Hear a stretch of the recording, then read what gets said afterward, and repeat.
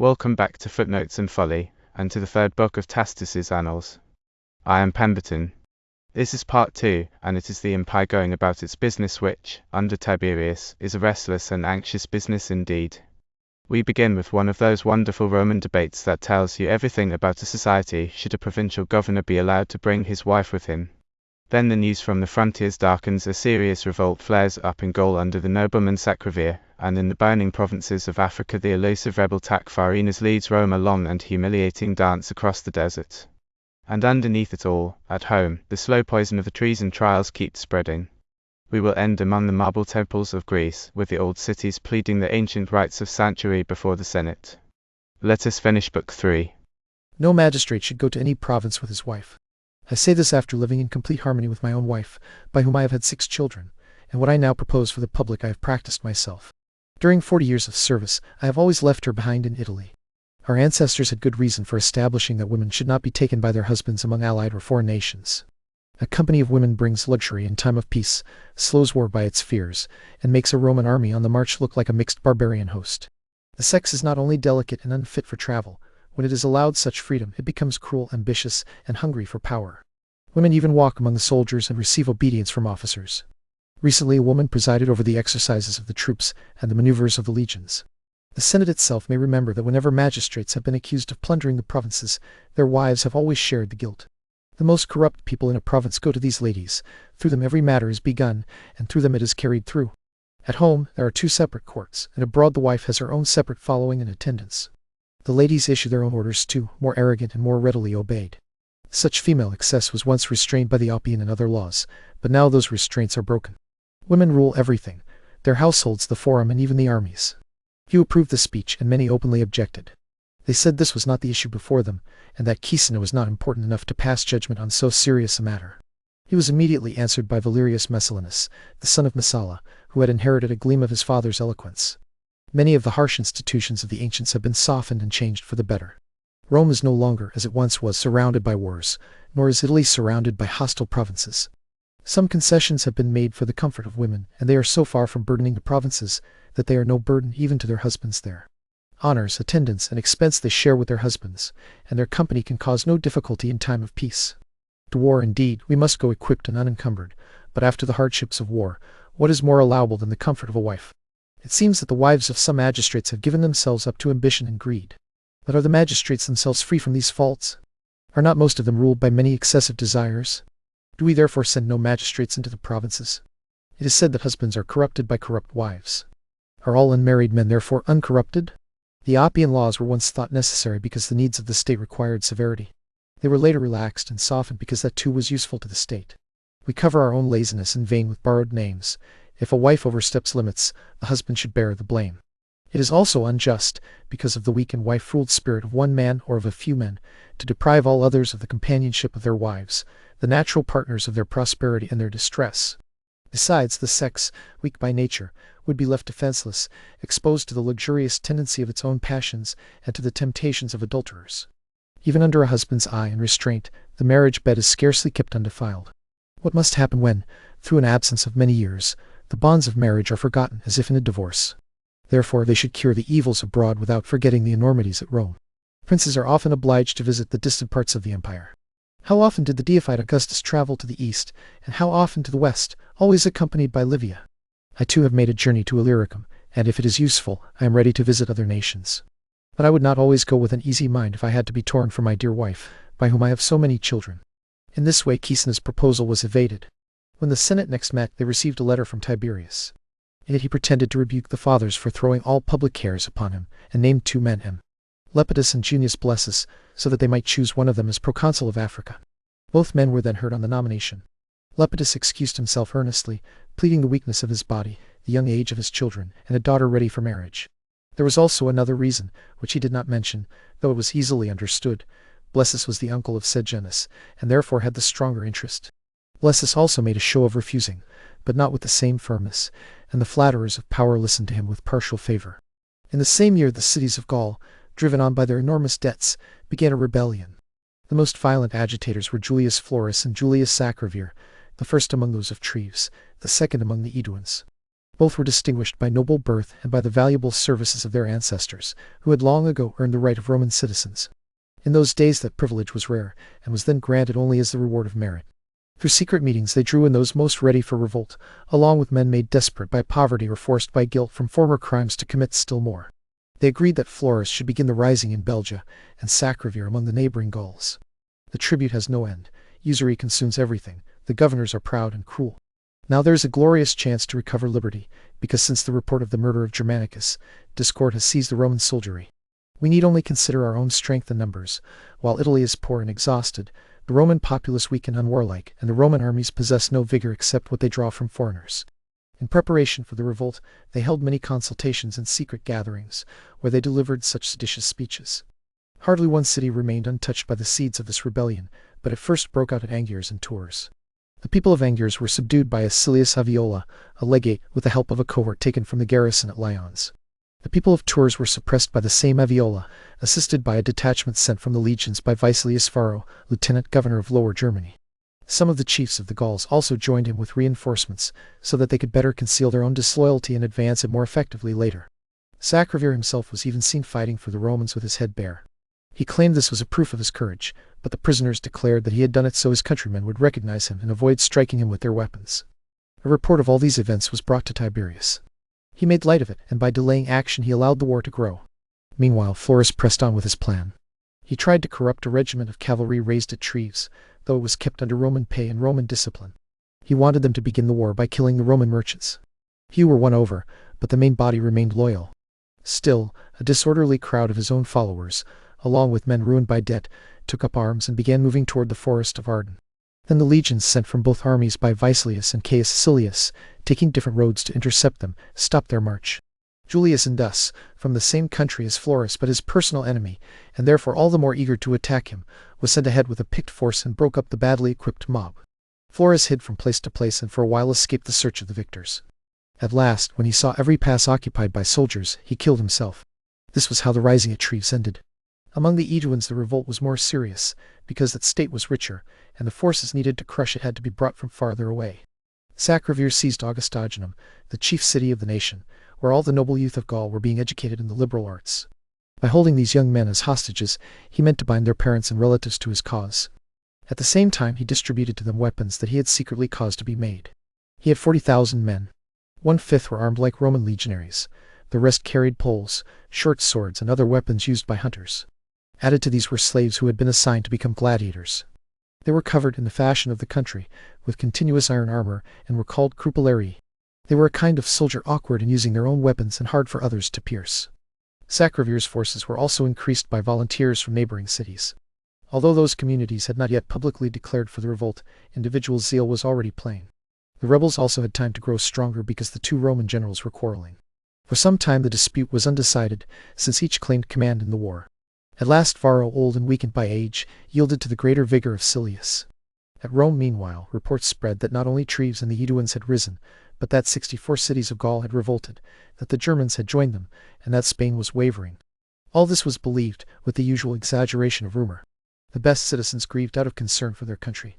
Many others, from hatred of the present government and desire for change, rejoiced even in dangers that threatened themselves. They attacked Tiberius, saying that in such a great outbreak of rebellion he was occupied only with reading the accusations brought by the state informers.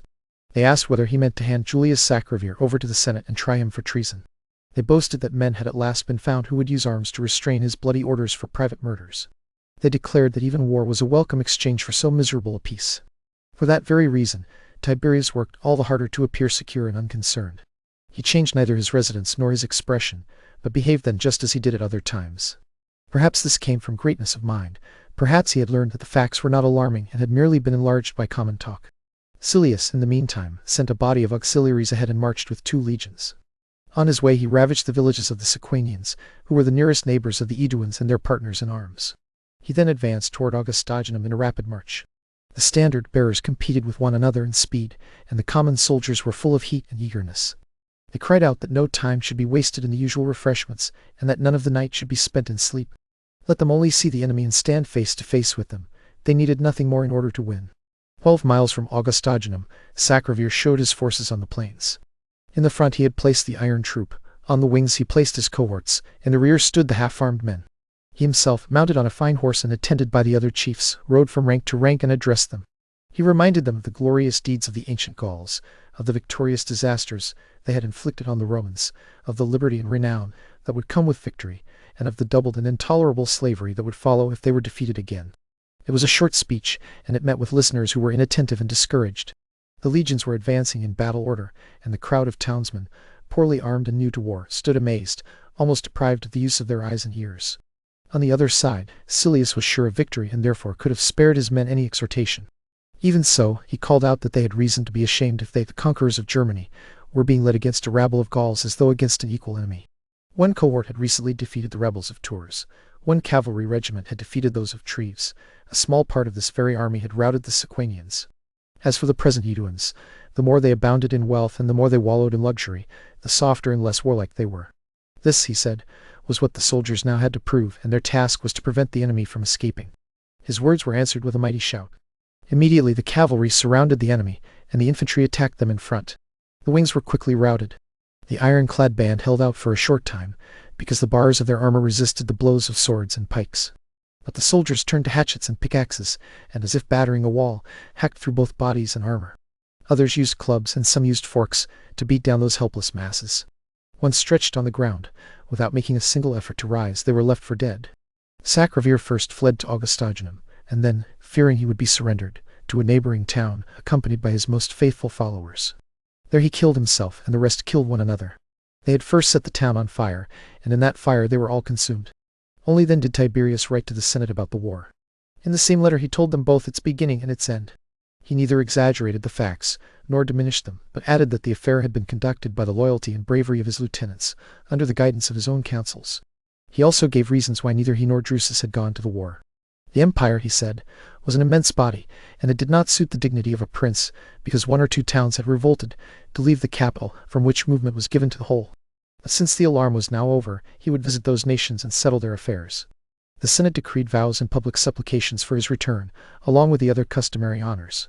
Only Cornelius Dolabella, trying to outdo the rest, fell into ridiculous flattery and proposed that Tiberius should come from Campania into Rome with the triumph of an ovation. This drew a letter from Tiberius, in which he declared that he was not so empty of glory that, after subduing the fiercest nations in his youth and after enjoying or rejecting so many triumphs, he should now in old age seek hollow honors for a short journey around the suburbs of Rome. Caius Sulpicius and Decimus Atterius were the next consuls. The year was free from trouble abroad, but at home people expected some severe action against luxury, which had grown outrageous in everything that involved lavish spending. The most ruinous kinds of expense were hidden because their prices were concealed, but the excesses of the table had become the common subject of daily criticism, and these raised fears that a strict correction was coming from a prince who himself kept the old-fashioned frugality. Caius Bibulus began the complaint, and the other aediles took it up. They argued that the sumptuary laws were being ignored, that the display and cost of plate and feasts kept increasing every day in spite of legal restraints, and that moderate penalties could no longer stop them. When this grievance was laid before the Senate referred the whole matter to the emperor. Tiberius considered for a long time whether such a settled passion for extravagance could be checked, whether checking it might not bring worse evils on the public, and how dishonorable it would be to attempt what could not be done, or could only be done by disgracing the nobility and subjecting distinguished men to infamous punishments. At last he wrote to the Senate in this way: "In other matters, conscript fathers, it might perhaps be more useful for you to consult me in the Senate, and for me to declare there what I judge best for the public good. But in debating this affair, it was better that my eyes were absent. Otherwise, while you observed the faces and fear of particular men charged with scandalous luxury, I too would have observed them, and as it were, caught them in the act. If the vigilant aediles had first asked my advice, I do not know whether I would not have advised them to pass over powerful and deep-rooted corruptions rather than merely reveal what enormities are too strong for us. Yet in truth they have done their duty, as I would have all other magistrates do theirs. For myself, it is neither honorable to be silent nor suitable to my station to speak plainly, since I do not hold the office of aedile, praetor, or consul. Something still greater and higher is required of a prince. Everyone is ready to claim the credit for whatever is done well, while the failures of all are thrown upon the prince alone. But what am I first to forbid? What excess am I to cut back to the old standard? Shall I begin with our country seats, spacious beyond measure, and with the number of household servants, a number divided into nations within private families? Or with the quantity of plate, silver, and gold? Or with the pictures, works, and statues of brass, the marvels of art? Or with the splendid garments worn without distinction by men and women? Or with what belongs especially to women, those precious stones for whose purchase our corn is carried into foreign and hostile nations? I am not unaware that at entertainments and in conversation these excesses are condemned, and that a regulation is demanded. Yet if one equal law were made, if equal penalties were prescribed, these very critics would loudly complain that the state was utterly overturned, that traps and destruction were being prepared for every illustrious house, that no man could be guiltless, and that all men would become the prey of informers. Still, bodily diseases that have become old and strengthened by time cannot be checked except by harsh and violent medicines. It is the same with the soul. A sick and raging soul, corrupted in itself and spreading its corruption, cannot be subdued except by remedies as strong as its own burning desires. So many laws were made by our ancestors, and so many were added by the deified Augustus. The former have been lost in forgetfulness, and what is worse, the latter have been treated with contempt, and both have only made luxury more secure. When we desire a thing that has not yet been forbidden, we are apt to fear that it may be forbidden. But when once we can cross prohibited boundaries with impunity and defiance, no fear and no shame remain afterward. How, then, did parsimony prevail in old times? It was because every man was a law to himself. It was because we were then masters of only one city. Nor afterward, while our dominion was confined to Italy alone, had we found the same temptations to voluptuousness. Through foreign conquests we learned to waste the property of others, through the civil wars, to consume our own. How great a matter is this that the Aediles protest against, and how small when weighed against others. It is astonishing that no one points out that Italy is in constant need of foreign supplies, and that the lives of the Roman people are daily at the mercy of uncertain seas and storms. If we did not have support from the provinces, support by which the masters, their slaves, and their estates are maintained, would our own groves and villas maintain us? This care, therefore, conscript fathers, belongs to the prince, and if this care were neglected, the foundations of the state would be dissolved. Here of other faults depends on our own private character. Shame will reclaim some of us, necessity will correct the poor, satiety will correct the rich. Or if any of the magistrates, relying on his own firmness and perseverance, is willing to undertake the task of stopping the progress of so great an evil, he has both my praise and my acknowledgment that he relieves me of part of my burdens. But if such men only mean to accuse corruptions, and after winning the glory, leave to me the resentment, a resentment of their own raising, believe me, conscript fathers, I am not eager to bear resentments. I already suffer many for the commonwealth, many that are grievous and almost all unjust. Therefore I reasonably beg that I may not be loaded with resentments raised wantonly and vainly, which promise no advantage either to you or to me. When the Senate read the emperor's letter, it freed the Aediles from pursuing the matter. The luxury of Roman dining, which had run in full excess for 100 years from the battle of Actium until the change brought by Galba, at last slowly declined. The reasons for this change are worth knowing. In earlier times the great houses, whether great by birth or rich in wealth, were swept along by a desire for magnificence. Even then it was lawful to seek the favor of the Roman people, and also the favor of kings and allied nations, and to be sought by them in return. Each man was therefore marked out by the brilliance of his popularity and his connections, according to his riches, the splendor of his house, and the figure he made in public. But after imperial fury had long spent itself in killing the great men, and high reputation had become a sure sign of destruction, the survivors grew wiser. Besides this, new men were often chosen as senators from municipal towns, colonies, and even provinces, and they brought into the Senate the frugality of their own homes. Although many of them, by fortune or industry, became wealthy as they aged, their earlier habits of thrift remained. Above all, Vespasian encouraged modest living, because he himself was an example of ancient economy in his person and at his table. The public therefore adapted itself to the manners of the prince, and competed to follow them, and that incentive was stronger than the terror of laws and all their penalties. Or perhaps all human affairs move in a kind of cycle, and, just as time has its revolutions, manners also have their changes. Nor have our ancestors surpassed us in everything. Our own age has produced many good things worthy of praise and of imitation by posterity. Let us continue this contest in virtue with our forefathers. Tiberius had gained a reputation for moderation, because by rejecting the plan for reforming luxury he had disarmed the growing hopes of informers. He then wrote to the Senate to ask for the tribunicial power for Drusus. Augustus had devised this title as the one best suited to the unlimited height of his designs. While he avoided the hated names of king and dictator, he still needed some special name under which he could control every other power in the state. He later admitted Marcus Agrippa to share it with him, and after Agrippa's death he admitted Tiberius, so that no one could doubt who was to be his successor. By this method he thought he would defeat the ambitions of others. He also trusted in the moderation of Tiberius and in the greatness of his own authority. Following that example, Tiberius now raised Drusus to the highest magistracy, though while Germanicus was still alive he had treated both men without distinction. May the gods grant that by my counsels the republic may prosper. Drusus has a wife and 3 children, and he is of the same age as I was when the deified Augustus called me to this office. I do not now adopt him as a partner in the burdens of government hastily, but after 8 years' experience of his qualities, After seditions had been suppressed, wars concluded, the honor of triumph won, and 2 consulships held. The senators had foreseen this request, and so they received it with more elaborate flattery. Still, they could devise nothing to decree except statues to the 2 princes, altars to the gods, arches, and other customary honors. Marcus Silanus alone tried to honor the princes by degrading the consulship. He proposed that all public and private records should no longer be dated by the names of the consuls, but by the names of those who exercised the tribunicial power. Haterius Agrippa became an object of ridicule by proposing that the decrees of that day be engraved in letters of gold and hung up in the Senate, for since he was an old man, he could gain from his most shameful flattery no reward except infamy. While Tiberius strengthened the core of his own rule, he gave the Senate a shadow of its old jurisdiction by referring to its examination petitions and claims from the provinces. Among the Greek cities there had now grown up a broad freedom to establish sanctuaries wherever they wished. As a result, the temples were filled with the worst fugitive slaves. Debtors found protection there against their creditors, and men accused of capital crimes were admitted there as well. No force of magistrates or laws was strong enough to restrain the frantic zeal of the people, who confused the sacred worship owed to the gods with the crimes of men, and defended these profane sanctuaries with sedition. It was therefore ordered that these cities should send deputies to present their claims. Some cities voluntarily gave up the privileges which they had assumed on their own authority and possessed only in name. Many trusted in their rights, relying either on the antiquity of their religious traditions or on the merit of services they had rendered to the Roman people. That day was glorious for the Senate. Grants from our ancestors, obligations owed to our allies, ordinances of kings who had reigned while still independent of Roman power, and even the sacred worship of the gods were all brought under its inspection. Its judgment was free, as in former times, to confirm or abolish them with absolute power. The Ephesians were the first to apply. They said that Diana and Apollo were not, as common belief claimed, born at Delos.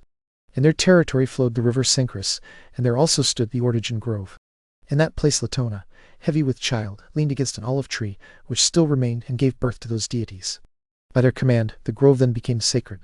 Apollo himself, after killing the Cyclops, withdrew there as to a sanctuary from the anger of Jupiter. Soon afterward, the victorious Bacchus pardoned the suppliant Amazons when they sought refuge at the altar of Diana. By the concession of Hercules, when he ruled in Lydia, her temple received an enlargement of its immunities. Nor were those immunities reduced during the Persian monarchy. They were next maintained by the Macedonians, and then by us. Magnesians were heard next. They based their claim on a settlement made by Lucius Scipio and confirmed by another from Sylla. Lucius Scipio had acted after the defeat of Antiochus, and Sylla after the defeat of Mithridates. Both, as a mark of the faithfulness and bravery of the Magnesians, had honored the temple of the Leucophornean Diana with the privileges of an untouchable sanctuary. After them, the Aphrodisians and Stratoniceans produced a grant from Caesar the dictator, given for the early services they had rendered to his party. They also produced a more recent grant from Augustus, with a commendation added to it, saying that they had endured the invasion of the Parthians with unshaken zeal toward the Roman people. But the 2 peoples worshipped different gods. Aphrodisium was a city devoted to Venus, while Stratonicea maintained the worship of Jupiter and of Diana Trivia. The people of Hyrus Caesarea presented claims of still greater antiquity. They said that they possessed the Persian Diana, and that her temple had been consecrated by King Cyrus. They also relied on the authority of Perpina, Esoricus, and many other Roman captains who had allowed the same sacred immunity not only to the temple itself, but also to a district 2 miles around it. The people of Cyprus claimed the right of sanctuary for 3 of their temples. The oldest, they said, had been founded by Ares for the Paphian Venus, another had been founded by his son Amethus for the Amethusian Venus, and the third had been founded for the Salaminian Jupiter by Teucer, the son of Telamon, when he fled from his father's rage.